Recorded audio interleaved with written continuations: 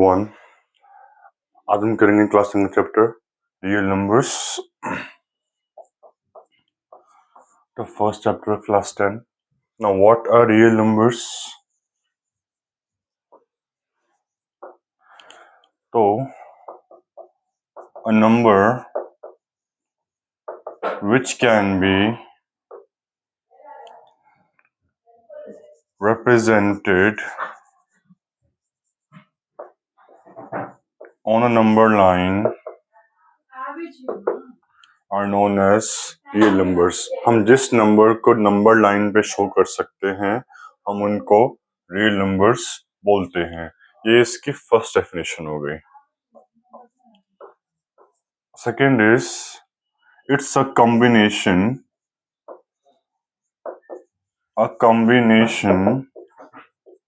of rational and irrational numbers। It's a combination of rational and irrational numbers। आपका real number जो होता है वो रैशनल और इरेशनल कॉम्बिनेशन होता है। Now we know that what are rational numbers? A set of natural numbers, whole numbers, integers, decimals, fractions, ये सब आपके रैशनल नंबर्स होते हैं। Which are terminating, repeating। Now what are irrational numbers? जो non terminating हो, non repeating हो, like √2, √3, √5, so on। तो ये आपका रियल नंबर का बेसिक डेफिनेशन था। Please note it down.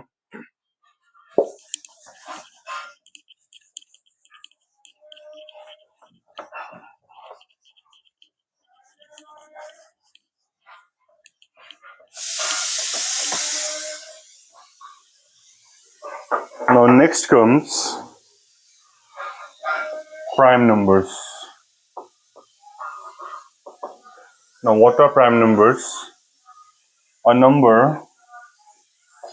which has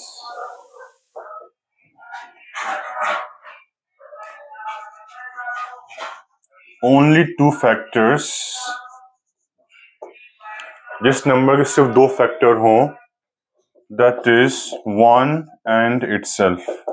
एक तो वन हो और दूसरा वो खुद हो, उसको हम बोलते हैं prime numbers. Like for example 2, 3, 11, so on। उसके बाद कंपोजिट नंबर्स, इन सब का यूज होगा चैप्टर में। What are composite numbers? A number which has more than two factors। जिस नंबर के more than two factors होते हैं उनका नाम होता है composite numbers. Like for example 4, 6, 10, so on। Okay,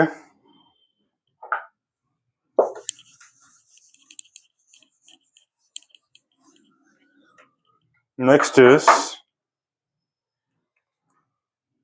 co-prime numbers।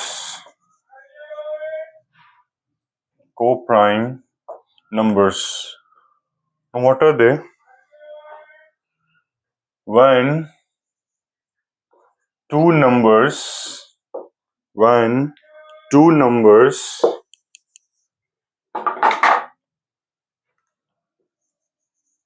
have SCF equals to 1। जब दो नंबर का SCF 1 हो तो उनको हम बोलते हैं को prime numbers. A very very important definition. जब दो नंबर का SCF 1 होगा तो उनका नाम को प्राइम नंबर हो जाएगा। दैट दे आर को prime numbers. Like for example 2 and 7, 11, 13, 19, 21।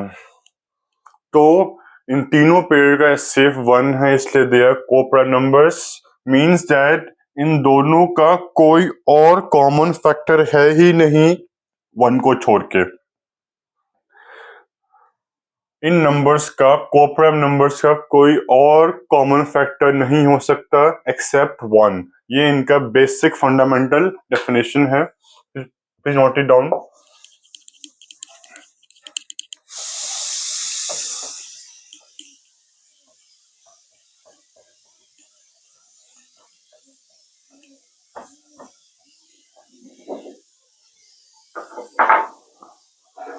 उसके बाद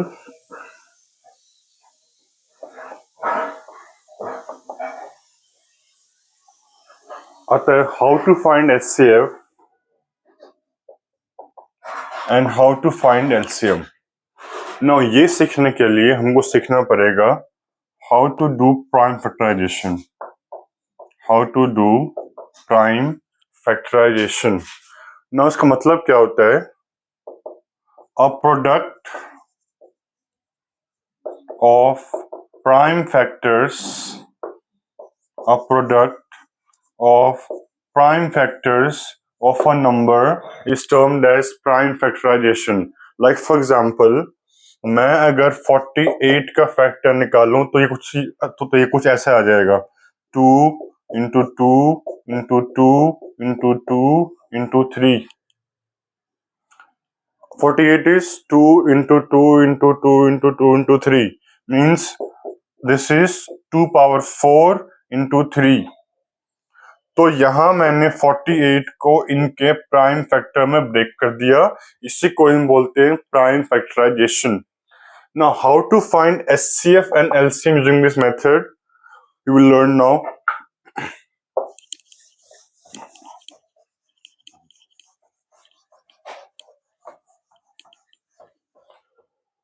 नाउ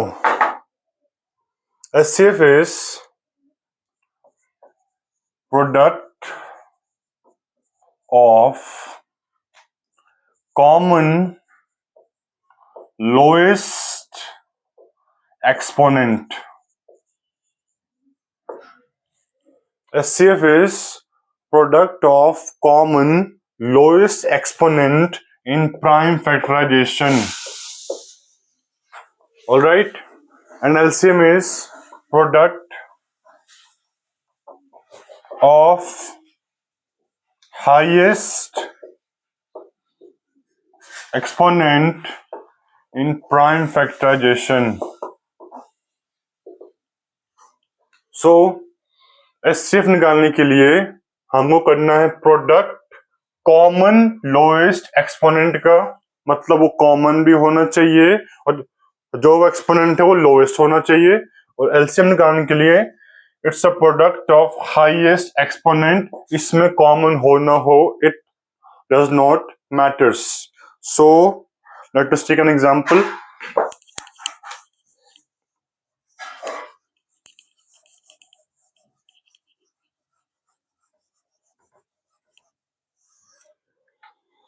जैसे कि I have to find the HCF and LCM of 120 and 180। तो अगर मैं इसका प्राइम फैक्टर निकालूं तो I will get 260, 230, 215, 3, 5, 5, 1, 480, 290, 245, 3, 15, 3, 5 and 5, 1. So if I break them in their prime factors, I will get 120 is equals to 2 is coming 3 times 2 power 3 into 3 power 1 into 5 power 1, and 180 is 2 power 2 into 3 power 2 into 5 power 1. Okay, तो अब इनका HCF निकालने के लिए HCF of 120, 180 shall be the common lowest exponent. तो उसमें common क्या है? कॉमन तीनों ही है, इसमें कॉमन तीनों ही है। ओके, तो जो कॉमन है उसको हम लिख देते हैं। Common is 2, common is 3 and common is 5। Now second is lowest exponent. तो यहाँ पे इट इज 2 पावर 3, यहाँ इट इज 2 पावर 2, तो lowest is 2 power 2। 3 power 1 into 3 square, lowest is 3। 5 power 1, 5 power 1, lowest is 5 power 1। तो इनका HCF निकालेंगे, just multiply them, so it is 4 into 3 into 5, so it is 60। तो इनका HCF 60 obtain हो गया। Now to find the LCM, please note it down।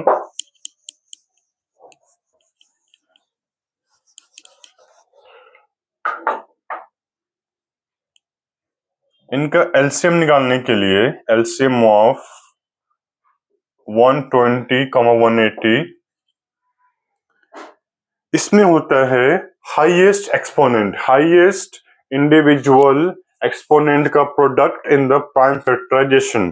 तो इसमें कितने इंडिविजुअल्स हैं? 2 है, 3 है और 5 है। तो जो उनका हाईएस्ट पावर है वो मैं यहाँ यूज करूंगा। सो इट इज 3, 2, 1। तो कितना आ जाएगा?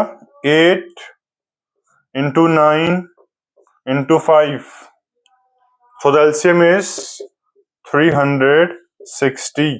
So the LCM of 120, 180 is 360. Okay. Let us take one more example.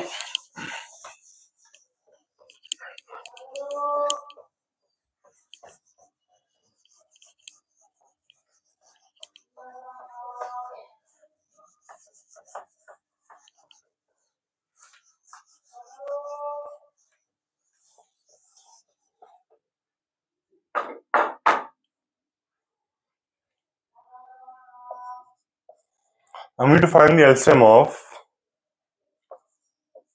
200 and 225। हमको LCM निकालना है 200 और 225 का। Okay, the first step is do the prime factorization. So I will get 200, 250, 225, 5, 5, 5, 1. Okay, of 225, 5, 45, 5, 9, 3, 3, 3, 1। Okay, so write the value. 2 is coming 3 times, so it is 2 cube, and 5 is coming 2 times, so it is 5 square. Then 2 to 5, 5 is coming 2 times, and 3 is coming 2 times. So this is the prime factorization. अब SCF निकालना है। तो SCF is lowest common exponent product. So it is, now here 2 is not common, 3 is not common, only 5 is common। SCF में first condition है कि वो common होना चाहिए। इसमें कॉमन सिर्फ 5 है, तो हम सिर्फ यहाँ 5 लेंगे, 5। अब जो 5 का लोएस्ट एक्सपोनेंट है वो लेंगे, तो क्या है कि same only, so it is 5 square. So the HCF is square of 5, HCF is 25। Okay, note it down.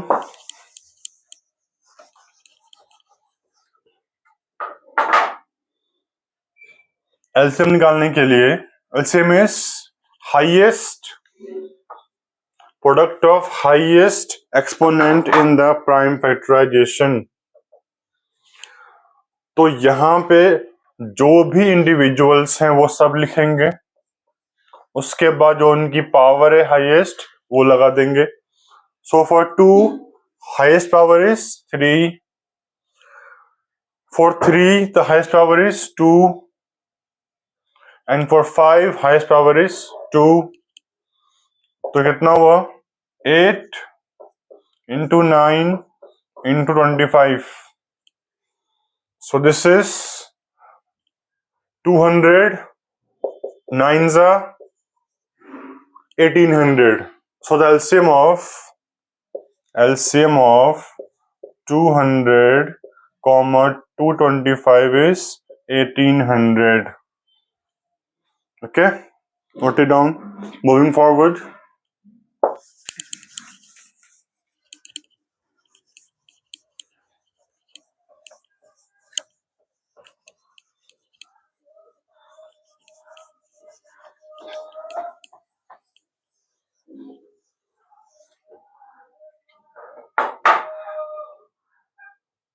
now next is relationship between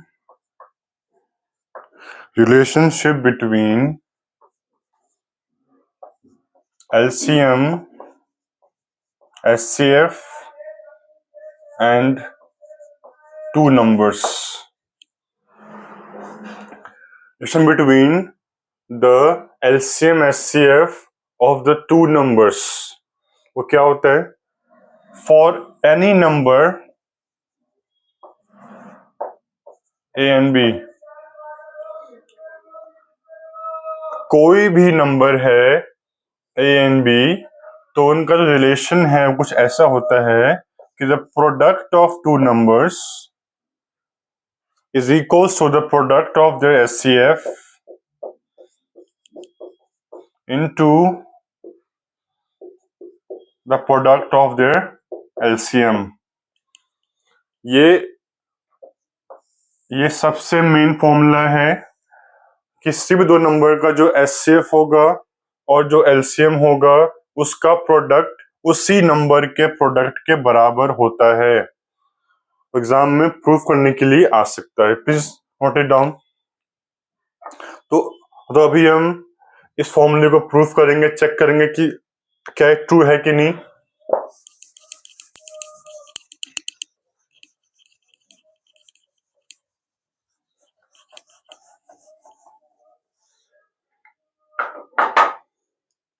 So let us take numbers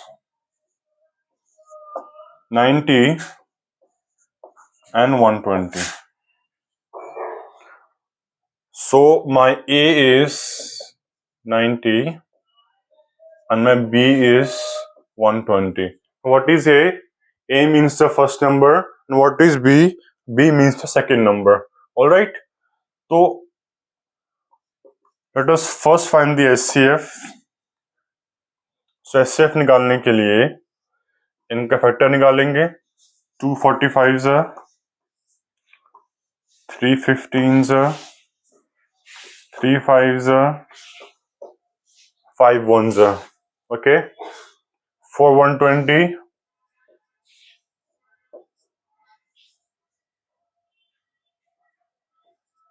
260s 230s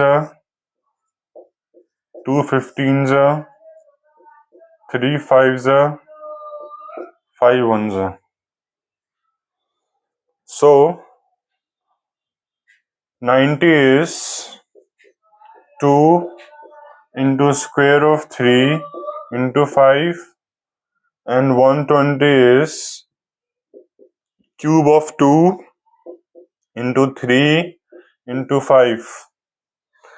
So to find the SCF, इसमें common क्या है? Common तीनों ही हैं। So write it down all the common terms and put their lowest power. Lowest of 2, lowest of 3 and lowest of 5. So it is 2 power 1 is the lowest, 3 power 1 is the lowest, 5 power 1 is the lowest. So the LCM is, so the SCF is 30, यानी कि 90 और 120 का SCF 30 होता है. All right. Now find LCM. क्या करते हैं LCM में? इंडिविजुअल हाईएस्ट एक्सपोनेंट का प्रोडक्ट. तो उसमें कितने इंडिविजुअल्स हैं? 2, 3 है और 5 है. अब इनका जो हाईएस्ट पावर है वो यहाँ पुट करो. 2 का 3 हाईएस्ट है, 3 का 2 हाईएस्ट है और 5 का 1 है. So this becomes 8 into 9 into 5, which is 360. Okay, so let us check the formula. Formula states that product of two numbers is equals to SCF into LCM of two numbers, right? So let us put the value and check कि ऐसा हो रहा है कि नहीं हो रहा है. So the numbers were 90 and 120, and जो उनका SCF आया था वो 30 आया था और जो उनका LCM आया था वो 360 आया था. So if I multiply them, I get 10800, and if I multiply them, I get 10800. So it is balanced, hence this formula is correct for any two numbers. Okay, very important, please note it down.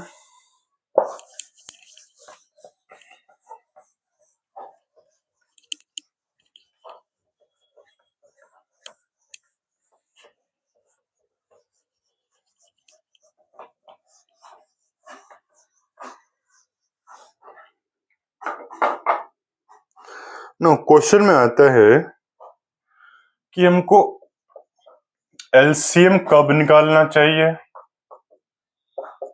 और HCF कब निकालना चाहिए. When to find LCM and when to find HCF. तो ध्यान सुनना, LCM तब निकालते हैं या एलसीएम हमेशा उन दोनों गिवन डाटा से बड़ा होता है. यानी कि जब उस क्वेश्चन का वैल्यू उसके डाटा से बड़ा आना चाहिए या हो तब एलसीएम निकाल देना. ऑलराइट. और जो एचसीएफ होता है वो हमेशा उस डाटा से छोटा होता है. तो फिर जब भी उस क्वेश्चन में उसका डाटा उससे स्मॉलर होगा तो आपको एचसीएफ निकाल देना है, और जब बड़ा हो तो आपको एलसीएम निकाल देना है. लाइक फॉर एग्जाम्पल,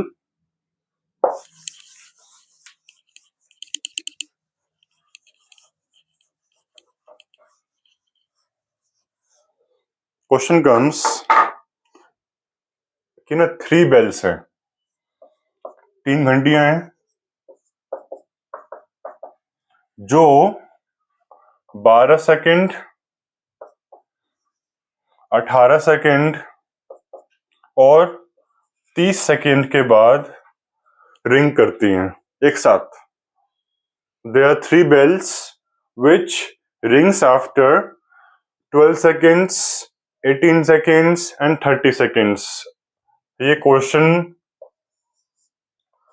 बोर्ड में बहुत ज्यादा आता है. ओके, नाउ क्वेश्चन इज कि अगर इन तीनों ने एक साथ 9 AM पे रिंग किया था, अगर बेल एबीसी ने एक साथ 9 AM पे रिंग किया था, तो ये दोबारा किस टाइम पे एक साथ रिंग करेंगी.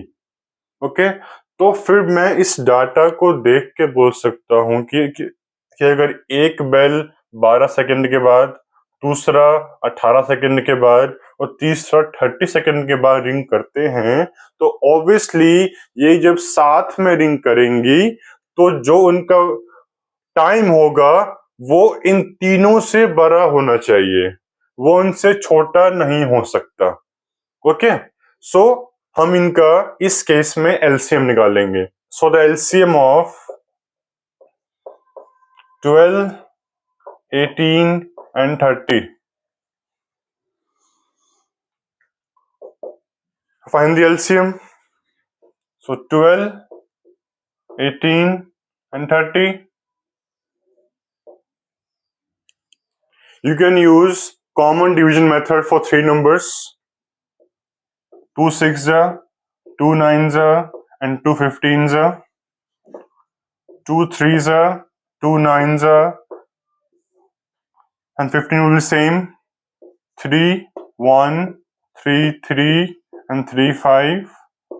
3 1 1 1 and 5 as it is. 5 1 1 and 1. Okay, so the LCM is 2 cross 2 cross 3 cross 3 cross 5.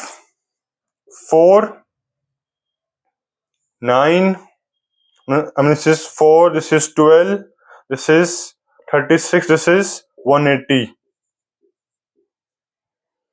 So the LCM of 12, 18 and 30 is 180, यानी कि हमें LCM आ गया 180 seconds, यानी कि ये तीनों बेल जो है 180 सेकेंड्स के बाद रिंग करेंगी। So now convert this 180 seconds into minutes, which is 180 upon 60, so this is 3 minutes, यानी कि ये बेल एक साथ हर 3 मिनट के बाद रिंग करती है। So it will ring after, it will ring at 9:03 a.m. again. A very, very important question. Please note it down.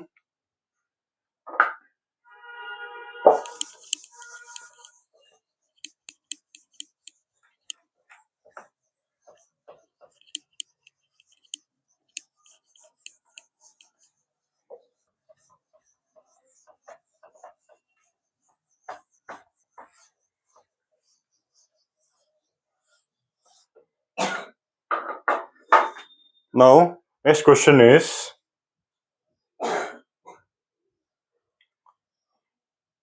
in a library, there are 120 maths books,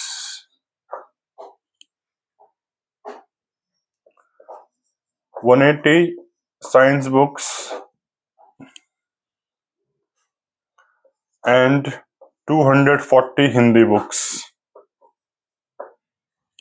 In a library, there are 120 maths book, 180 science books, and 240 Hindi books. Then how many shelves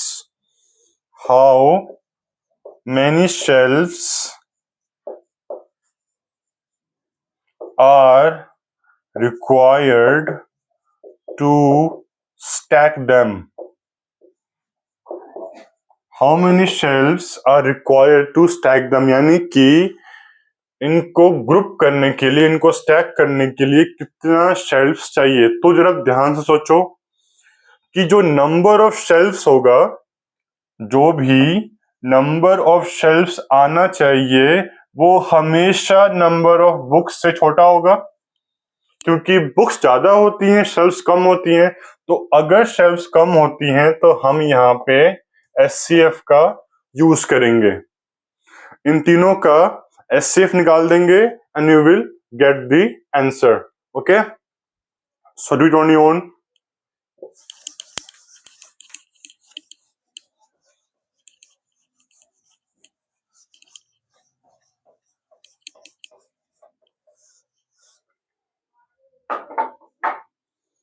next is question में आता है कि क्या 12 rest power n की कोई भी value 0 से and हो सकती है?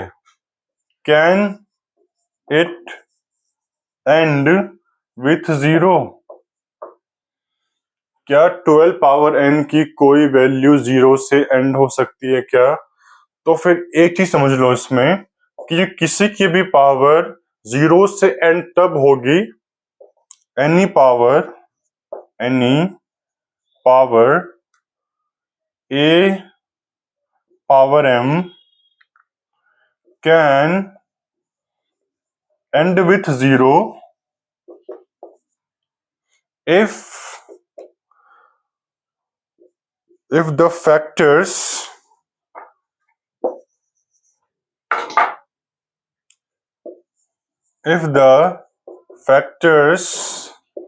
of a and b contains 2 and 5। किसी का भी पावर कोई भी नंबर है, जैसे कि अपन नंबर है a पावर m, वो 0 से एंड तब होगा जब इस बेस का फैक्टर 2 भी हो और 5 भी हो। ये दोनों होने चाहिए। अगर एक भी कम है तो वो 0 से एंड नहीं हो गई। तो अब इस कंडीशन को जरा यहां लगा चेक करते हैं कि क्या ये एंड हो सकता है क्या। तो अगर मैं फैक्टर निकालूं 12 का, आई गेट 2 6, 2 तो आ गया लेकिन 5 नहीं आया। 12 is equals to 2 square into 3, there is no 5, so I will write no। अगर लिख लेना no, it will never end with 0 as it does not have factors 2 and 5, and same goes for any number। जैसे कि अगर ये आ जाए exam में कि क्या ये एंड हो सकता है क्या, तो मैं इसके फैक्टर निकाल लूंगा और फैक्टर में 2 और 5 आना चाहिए। आ रहा है क्या? नहीं आ रहा है, मतलब ये भी, इसका भी कोई वैल्यू 0 पे एंड नहीं होगा। Okay, please note it down.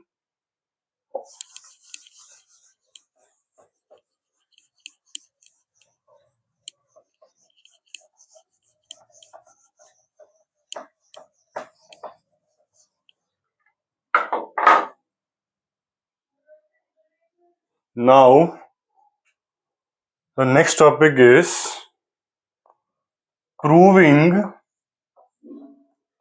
a number as irrational number, a very very important concept। तो एक क्वेश्चन क्या होता है, क्वेश्चन दे देगा कि proof √2 as an irrational number। हमको √2 को इरेशनल प्रूफ करना है। तो फिर हम ये क्वेश्चन करते हैं बाय अजम्पशन मेथड। ये हम प्रूफ करते हैं बाय अजम्पशन मेथड। तो नाम से ही क्लियर है, इसमें कुछ हम अज्यूम करेंगे। हम क्या अज्यूम करते हैं? इसमें हम गलत अज्यूम करते हैं,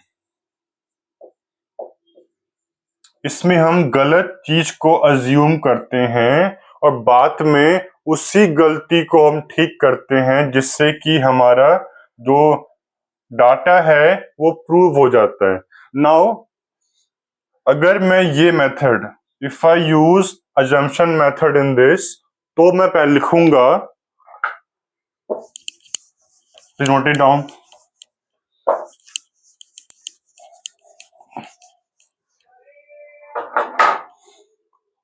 तो क्वेश्चन था proof √2 as an irrational number। तो फिर ये क्वेश्चन होता है बाय यूजिंग अजम्पशन मेथड। तो उसमें क्या होता है कि हम इसमें इसके ऑपोजिट अज्यूम करते हैं, यानी कि ये बोल रहा है कि इसको प्रूफ करो इरेशनल, हम लेंगे इसको रैशनल, अज्यूम करेंगे। सो पहला स्टेप हर क्वेश्चन में, let root two be a rational number. Let root two be a rational number. तो फिर अगर ये रैशनल होगा तो ये जो रैशनल के जो कंडीशंस हैं उसको भी फुलफिल करेगा। So I will write therefore root 2 is equals to p upon q, where p and q are co-prime numbers। ये कंडीशन है रैशनल का कि जो इसके क्वोशिएंट होंगे वो हमेशा को-प्राइम होंगे, and q is never equal to 0। तो फिर अगर मेरा रूट टू रैशनल होगा तो फिर वो रैशनल कंडीशन फुलफिल करेगा। फर्स्ट कंडीशन, p और q हमेशा को-प्राइम होने चाहिए, और जो उसका डिनोमिनेटर है वो कभी भी 0 नहीं होना चाहिए। ओके, ये अब क्या करना है, on squaring both sides, on squaring both sides, तो हमको क्या मिल जाएगा, square of root two is equal to square of p upon q। So I get 2 is equals to p square upon q square। इसको लिख लेना।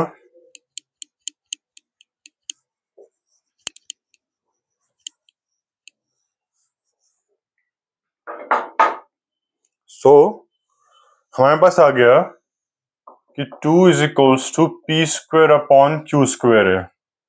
Okay, so on rearranging I can write 2q square is equals to p square, right. ये move हो गया। तो फिर इसको देख के मुझे क्या समझ में आता है, यहाँ p लिखा हुआ है, यहाँ पे कोई नंबर लिखा हुआ है, दोनों इक्वल टू में है। So I can say that therefore 2 is a factor of p। 2 फिर p का फैक्टर हो गया। तो अगर 2 p का फैक्टर है then I can write as p is equals to 2m। अगर 2 p का फैक्टर है then I can write p as a product of a is equals to bq plus r, है ना। वो dividend is equals to divisor into quotient के form में मैं लिख सकता हूं, अगर ये जो मेरा डिवाइजर है वो डिविडेंड का फैक्टर हो गया। अगर डिविडेंड इसका फैक्टर है तो फिर मैं इसको dividend is equals to divisor into quotient के फॉर्म में लिख सकता हूं, जहां पे उसका रिमाइंडर 0 आ जाएगा क्योंकि वो फैक्टर है। So p is equals to 2m आ गया। Now again, on squaring both sides, on squaring both sides, what I get square of p is equals to 4m square। okay, so let this be first equation and let this be second equation। on using 1 and 2 I get, यहां पे जो value of P square थी वो आ गई थी 2q square. So I can write 2q square is equals to 4m square. Okay, please note it down and please like and subscribe. So मेरे पास आ गया था कि 2q square is equals to 4m square। So it is 2 ones and 2 twos। I get q square is equals to 2m square। now फिर यहां से again 2 इसके सामने में आ रहा है, इक्वल टू में आ रहा है, प्रोडक्ट में है, so I can say therefore 2 is a factor of Q। But ये क्या प्रूव हो गया? This is not possible, right? This is absolutely not possible. हमने ये किया था अज्यूम कि P और Q को प्राइम है। हमने अज्यूम किया था कि P और Q तो को प्राइम है, यानी कि जो इनका SCF आना चाहिए वो हमेशा बनाना चाहिए। लेकिन यहां पे तो ये प्रूव हो गया कि जो 2 है वो P का भी फैक्टर है, जो 2 है वो Q का भी फैक्टर है, यानी कि जो हमने अज्यूम किया था वो गलत था, राइट? सो इसकी लास्ट लाइन लिखेंगे, therefore our assumption therefore our assumption is wrong, hence root 2 is an irrational number। ठीक है, ये क्वेश्चन जरूर आएगा 3 नंबर में, please note it down.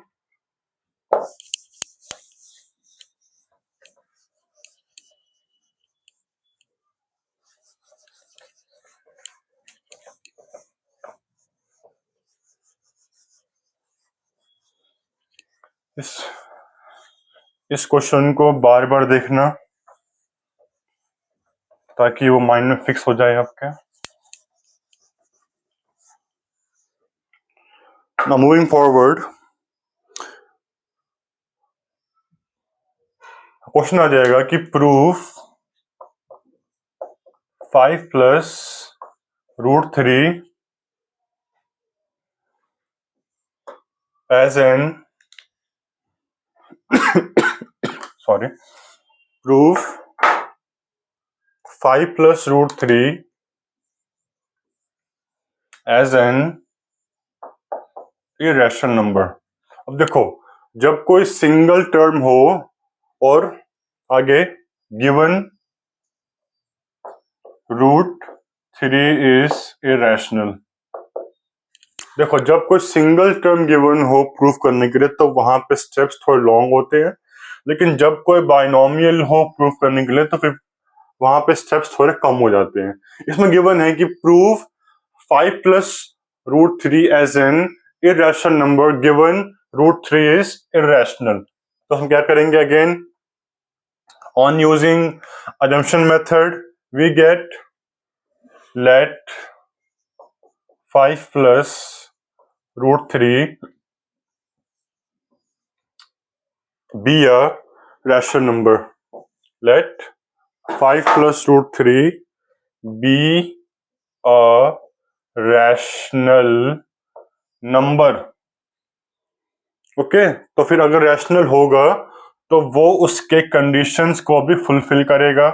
So we get therefore 5 plus root 3 is equals to a upon b, where a and b are co-prime, फिर ए वो भी coprime होने चाहिए, और b is not equal to 0। अगर रैशनल होगा तो फिर जो रैशनल कंडीशंस हैं वो उसको फुलफिल भी करेगा, राइट? ठीक है, अब क्या करना है? ये क्या है? रैशनल। ये क्या है? रैशनल। ये क्या है? इररैशनल। इसको अरेंज करो। So we get root 3 is equals to a upon b minus 5, which is equals to, find the LCM first, a minus 5b upon b. So we get root 3 is equals to a negative 5b upon b. तो फिर यहां से no, यहां देखो, root 3 is equals to a negative 5b upon b। तो फिर यहां से जो ये रूट 3 है वो क्या है? It is an irrational term given given the question. और ये क्या है? This is a rational term, ये रैशनल है, वो इरेशनल है। नाउ क्या कभी रैशनल और इरेशनल सेम हो सकते हैं? क्या इक्वल हो सकते हैं? क्या कभी नहीं हो सकते? This is not possible. तो आप लिखेंगे but a rational number is never equal to an irrational number. Therefore, our assumption is wrong. Hence, 5 plus root 3 is an irrational number. Okay? Please note it down. And video को बार बार देखना अच्छा रहेगा।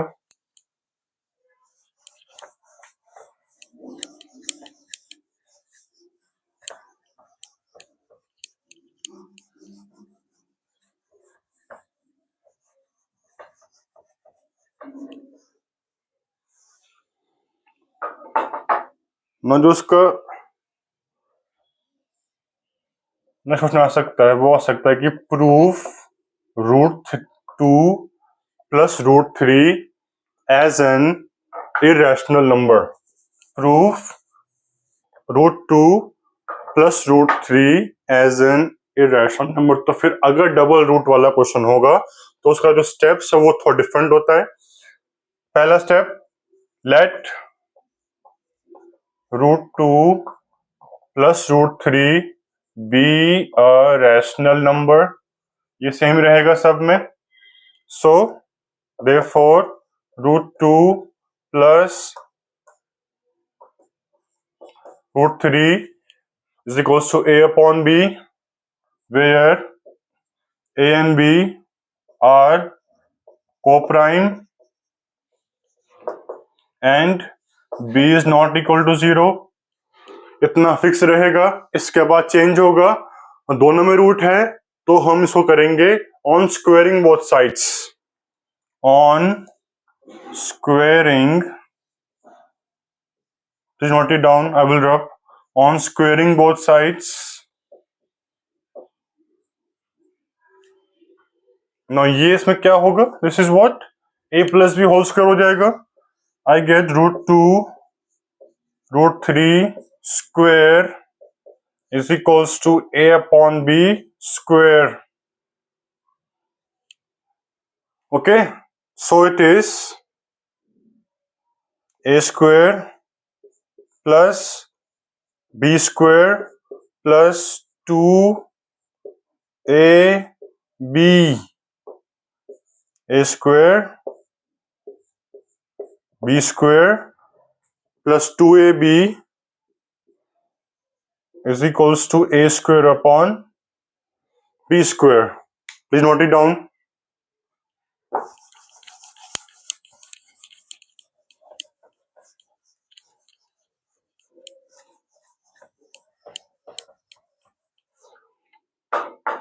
So हमारे पास आ गया था कि a square plus b square plus 2ab is equals to square of a upon square of b. ये हमारे पास आ गया था। नाउ ये कितना होगा? 2 plus 3 plus 2 root 6 is equals to a square upon b square. Okay, 5 plus 2 root 6 is equals to a square upon b square. Now यहाँ पे ये रैशनल है, ये रैशनल है और ये भी रैशनल है। Arrange them, so it becomes 2 root 6 is equals to a square over b square negative 5. So which is LCM निकालो, a square minus 5b square upon b square. Okay, Now this 2 is rational. Move there. So root 6 is equals to a square minus 5b square upon 2b square. ये क्या आ गया? Root 6 is equals to a square minus 5b square upon 2b square. Okay, root 6 is equals to a square minus 5b square upon 2b square. तो फिर यहां पे I can say that this is sorry, irrational and this is rational. Again, ये क्या है? irrational है और ये क्या है? ये rational है. तो वी नो दैट इरेशनल कभी भी रैशनल के इक्वल नहीं होता, इसलिए हम इसका एंडिंग लाइन लिखेंगे.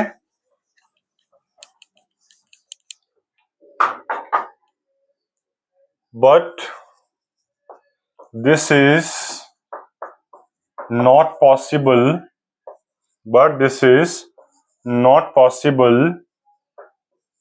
As a rational number is never equal to an irrational number. Okay, therefore our assumption